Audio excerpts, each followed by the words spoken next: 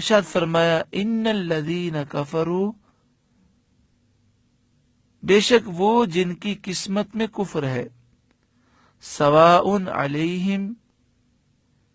انہیں برابر ہے، اانذرتہم ام لم تنذرہم،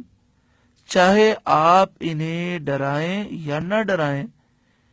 لا یؤمنون، وہ ایمان لانے کے نہیں، یعنی جن لوگوں کی قسمت میں کفر لکھا ہے انہیں نصیحت کی جائے یا نہ کی جائے کوئی اثر نہیں ہوگا، یہ ایمان نہیں لائیں گے۔ مفسرین نے بیان کیا کہ اللہ کے نیک بندوں کے بعد اللہ کے دشمنوں کا ذکر فرمانا اس حکمت کے تحت ہے کہ انسان دونوں کو دیکھ لے اور پھر سوچے کہ میرا کردار کیسا ہے،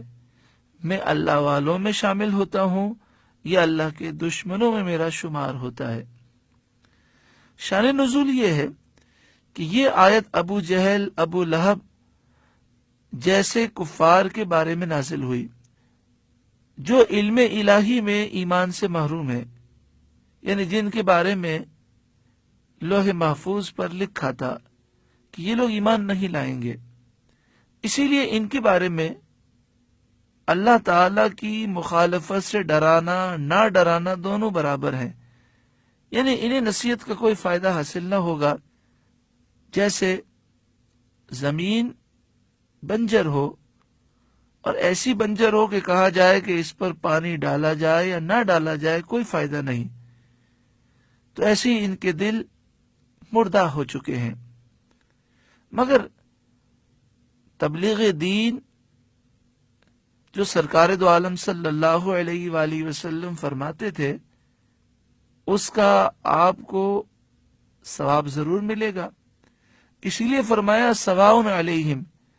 ان کافروں پر برابر ہے۔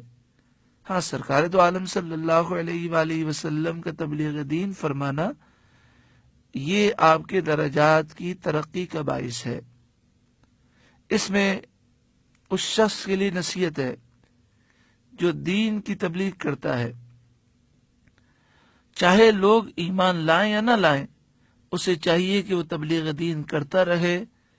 تبلیغ دین کرنے والے کے درجات بلند ہوتے ہیں اور اسے ثواب ملتا ہے۔ کفر کسے کہتے ہیں؟ اللہ کے وجود کا انکار کرنا، یا اس کی وحدانیت کا انکار کرنا، یا کسی نبی کی نبوت کا انکار کرنا، یا ضروریات دین میں سے کسی امر کا انکار کرنا، یا کوئی ایسا فعل جو عند شرع انکار کی دلیل ہو، وہ کفر ہے۔ اللہ تعالیٰ ہر قسم کے کفر سے تمام مسلمانوں کو محفوظ فرمائے۔ آگے ان کے ایمان نہ لانے کی وجہ بیان کی جا رہی ہے، ختم اللہ علی قلوبہم، اللہ نے ان کے دلوں پر مہر لگا دی، وعلی سمعہم، اور ان کے کانوں پر مہر لگا دی، وعلی ابصارہم غشاوہ، اور ان کی آنکھوں پر پردہ ہے، وَلَهُمْ عَذَابٌ عَظِيمٌ، اور ان کے لیے بڑا عذاب ہے۔ یہاں مہر لگانے سے مراد یہ ہے کہ ان کے دل مردہ ہو چکے ہیں، کفر کر کر کے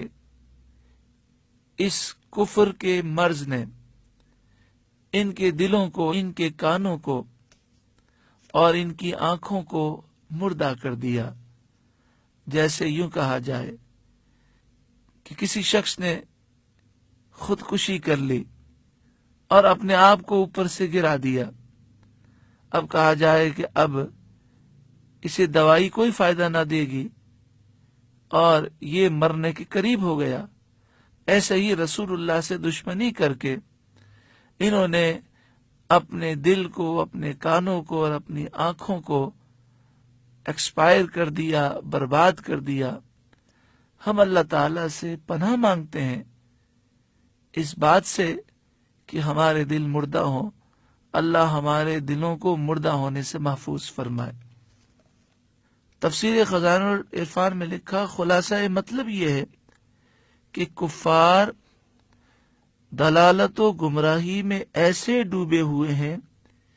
کہ حق کے دیکھنے، سننے،